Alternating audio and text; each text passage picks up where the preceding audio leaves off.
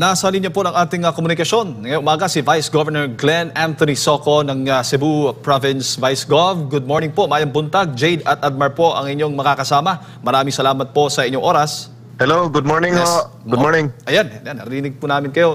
Sir, kumusta po ang sitwasyon natin dyan ngayon sa Cebu Province? Well ho, malaki yung santala ho ng bagyo ho sa Cebu ho, sa kabuuan. Marami hong casualties and as we speak ho, nagpapatuloy pa yung mga rescue and retrieval operations sa mga localities. And nagpapatuloy lang ho yung response ho natin, no? Lahat, all government agencies, all hands are on deck ho in terms of recovery ho.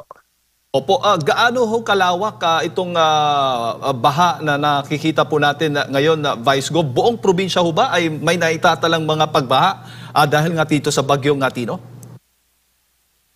Yes, so masasabi natin na may mga municipalities and cities all throughout the province na nakaka-experience ho ng mga pagbaha, no? Hindi rin natin masabi na isolated siya, but I would say ho na in most, well, in really in significant parts ho sa kabuuan ho may mga pagbaha ho. At itong mga pagbaha na naranasan po ninyo dyan sa inyong pong probinsya, first time po ninyo itong naranasan na Vice Gov matapos ng itong pagtama ng bagyong Tino dyan? Yes, so ako mula nung bata ako, sa lahat ng mga bagyo na na-experience ko, ito ngayong pinakaunang pagkakataon na nakita ko tong ganito ka-massive ho yung pagbaha. And to me ho, itong calamity is not so much on the typhoon eh. Malakas yung hangin pero it's not naman, medyo manageable naman yung hangin ho. Ang talagang calamity na na-experience ng Cebu ngayon is really ho yung pagbaha, no? Ang casualties ho, I would say 100% is dahil doon sa baha ho. Nakikita ko first hand no, doon sa Liloan, na witness ko talaga kung paano yung isang sitio ng isang barangay, no, na may 4 na subdivisions, no. Ito middle class subdivisions. Linubog ho, binaha ho all the way ho hanggat sa pader ho yung tubig. And it took almost all afternoon ho para mag-retrieve ng mga tao dahil yung tubig hindi siya bumababa eh. Ang problema kasi doon sa baha, high tide rin, kaya yung tubig very slow yung pagbaba ng tubig. Opo, baga hindi kinayanan ng mga flood control projects sa Vice Gov yung matinding baha, itong matinding ulan din na dala ng bagyong Tino dyan? Wala ho, hindi ho talaga, medyo masama ho yung loob namin ho dito kasi hindi talaga, walang nangyari yung mga hindi talaga kinayanan ng mga flood control projects. So yung for example, yung Liloan ho, yung isang ano yon, yung tabi ho yun is river eh. And nakita ko ho talaga paano yung umapaw yung river dun sa 4 na subdivisions na yon. That's a part doon ho na mismo na ano talaga siya, para siyang naging water catch basin. So medyo ang hirap ho i-explain kasi even yung response hindi mo rin masisi yung responders kasi sila rin mismo victims. Yung mga local responders are victims sa pagbaha rin. Opo. At sa kasalukuyan, Vice Gov, yung mga ilan sa ating mga kababayan nandun pa rin, patuloy pa rin na nag-aantay ng rescue doon sa kanilang mga pamamahay. Kasi nakikita po natin sa mga footages, ang ilan ay nasa bubong na nakatira. Well, ngayon ho, ito na nga ngayon, November, ano na ba tayo ngayon? Medyo sumubside na yung tubig, no? But there will always remain a threat. Pag umulan, pagbalik, aangat rin yung tubig doon, no? Kasi yung mga estero, wala na, nakaka-clog up na eh. Tsaka yung river, yung outfall, nakabara na eh. Kaya nangyari doon sa isang area doon sa Mandaue, yung malapit doon sa second bridge, naging parang river yung daan kasi yung tubig galing sa taas that will flow sana sa Butuanon River, dito na dumaan sa main road, no? And that is a national road going to the second bridge, going to the airport, no? So hindi pwedeng madaanan. Opo. So, alin ho ba sa mga lugar ang yung bayan po dyan po sa Cebu province, Vice Gov, yung masasabi nating pinaka-apektado talaga nitong bagyo? Well, to me, initial reports, Mandaue City, and then yung Liloan, Compostela, Danao, Cebu City is also highly affected. Toledo City, Talisay City, and meron hong mga even Consolacion, and may mga ibang yung Camotes Island hindi ilang reports of baha, but sila yung dinaanan yung trajectory ng bagyo. So we have yet to get a firm assessment kung ano yung epekto ng bagyo doon. Mahina pa rin hindi pa rin stable ang connection natin dyan, Vice Gov, yung supply ng kuryente at saka signal. Yes, so isa ho yun sa malaking concern dito kasi in some parts in most parts sa province, may poor ho yung communication. So like kahapon when nandun kami sa north, sa Liloan, hindi po kami makapag-communicate sa command center. So kailangan magpabalik kami ng tao para lang mapaabot yung anong mga kailangan dun sa lugar Kaya isang hadlang yung communication sa amin dito. Opo, sir. At yung tanong ko po kanina, kumusta po yung ating mga kababayan na inilikas po mula sa kanilang mga pamamahay dahil nga po dito sa sa matinding pagbaha dulot ng bagyong Tino? Before sa bagyo nag pre-evacuation and then after sa bagyo may mga lumipat sa evacuation centers, and yung iba umuwi doon sa mga kamag-anak nila sa ibang mga bahagi ng province. Opo. Pero itong mga naipit po sa kanilang mga pamamahay dahil sa matinding pagbaha at later on ay nasa bubong po sila nakatira, ito ho ba ay nasama po doon sa pre-evacuation na sabihan po, nabigyan ng abiso bago po itong pagtama ng bagyo? Well, hindi ko masabi kung talagang 100% na advice sila ng local government units na maglikas because of the bagyo, no? Kasi like for example, in some areas na nabahaan first time na naka-experience sila ng pagbaha in their areas, no? Like the one in Liloan, that was the first time, kaya hindi rin nila in-expect talaga na maaabutan sila doon sa baha. But I would say na in general, yung standing policy ng mga disaster risk and reduction offices is lumikas. Of course, yung mga residents ayaw nilang iwanan nilang kasi yung mga subdivisions, ito mga middle class subdivisions, malalaking bahay may mga sasakyan yung mga tao, kaya hindi rin ganun kadali na lumikas yung mga residents, no? Opo, bago ko lang ipasok kay partner Admar, so hindi naman po nahihirapan ang ating ang DSWD o ang iba pang lokal na pamahalaan, nagpapaabot po kayo ng tulong doon sa mga evacuees at sa iba pang mga kababayan natin sa pagpapadala ng mga ayuda. Alam mo, at this point, again, we are still in the response and retrieval operations, no? But may mga relief na rin nung umaabot. Basing on doon sa experience namin sa Lindol, hindi magiging problema yung relief distribution kasi yung DSWD for one, yung central repacking station nila sa Visayas, andito ho, nakabase sa Mandaue City. Kaya sabi ngo nung presidente when he was here during sa earthquake, na ibigay nyo na anong kailangan. So, yung sa Lindol, umabot na ho ng 6th wave, no, yung pamimigay. Kaya part of the planning ho for this bagyo is that ganon rin.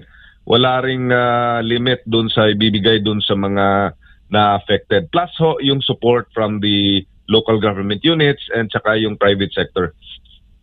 Vice Gov, maayong buntag si Admar po ito. Balikan ko lang po yung viral sa social media na nabanggit nyo nga po isang subdivision, no? Marami po mga sasakyan talaga ang nagsilutangan po. Ito po bang Barangay Bakayan dyan po sa Cebu City? Malapit po ba ito sa Ilog? Or ano po ba yung location po nito? And first time itong nakita, ako taga-dihat ko sa Visayas, pero first time ko nakita mismo sa sentro ng Cebu City ay talagang binahan ng ganito po, Vice.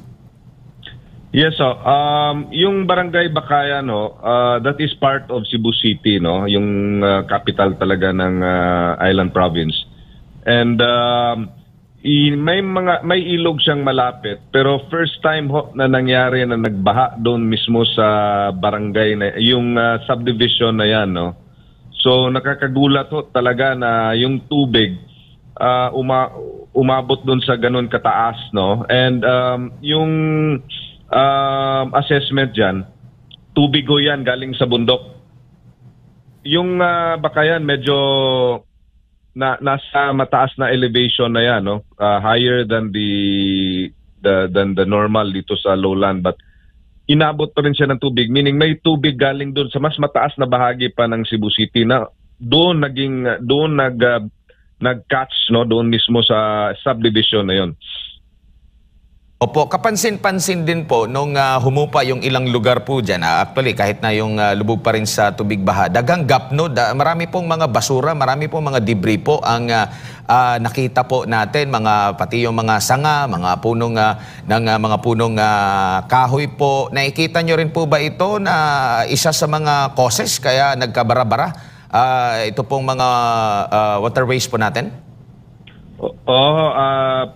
Sir Admar, no, as always, yung basura is always a complementary dun sa problem, eh.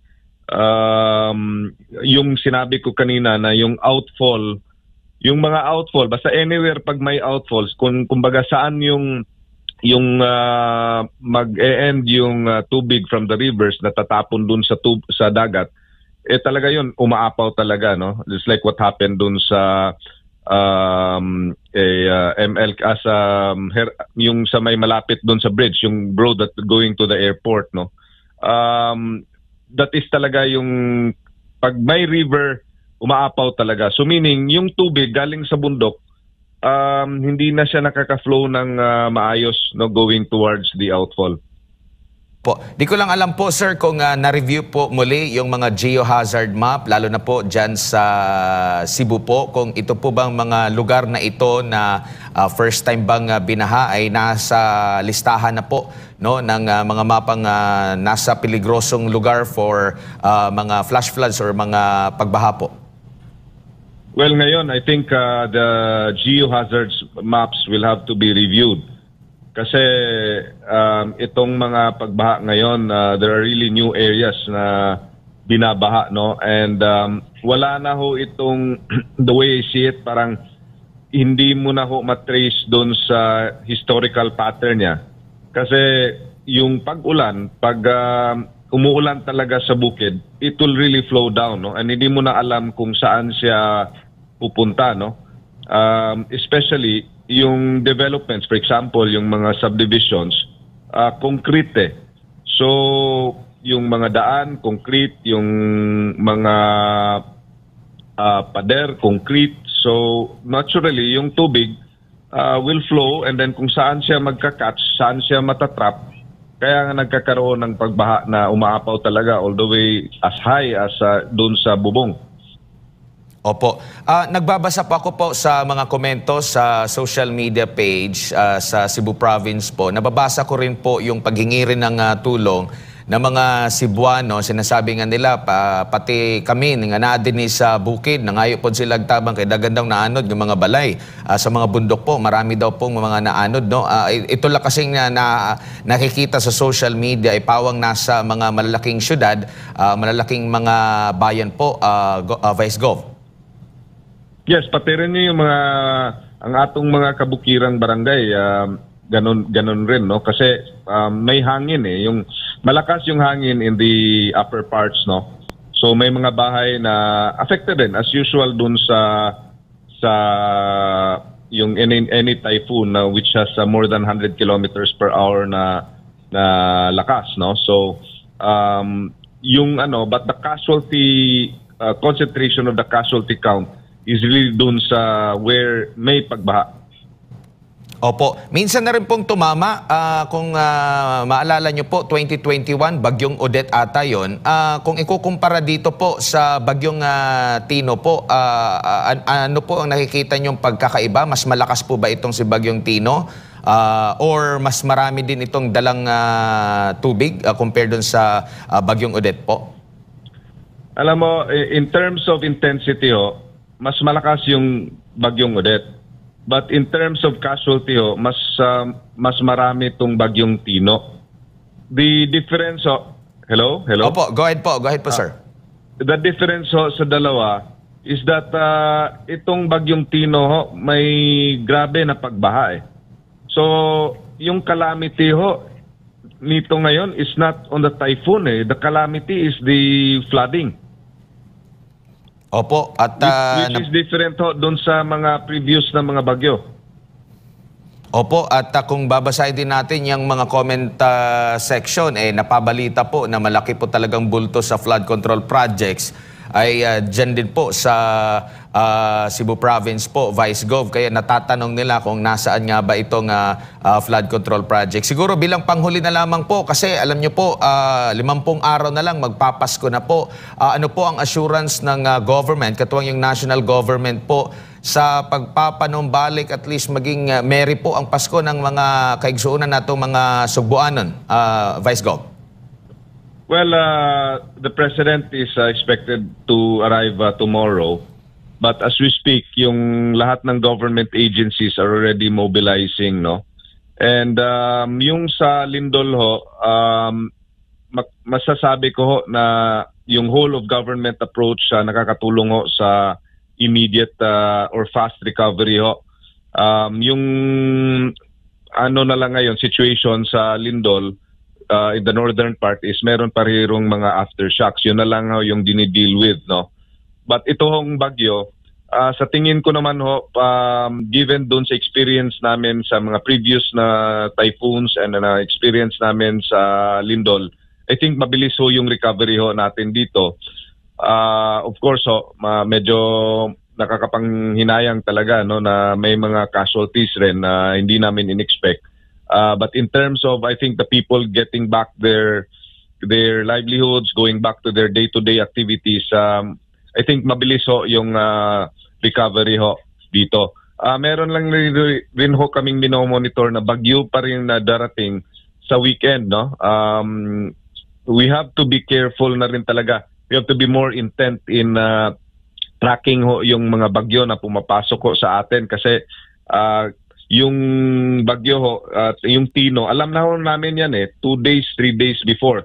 Kaya nakapag-declare kami ng mga stoppage ng trabaho dahil alam na namin na malakas tong bagyo na to. And yun na nga talaga, it's malakas and it even turned out to be more than what we expected, no? So every bagyo na papasok sa lugar natin, we have to take it seriously. Vice Gov, daghan kaayong salamat sa inyo pong oras at ingat po kayo palagi dyan sa ating mga kababayan dyan sa Cebu. Maraming salamat talaga and thank you talaga sa lahat niyong support for Cebu.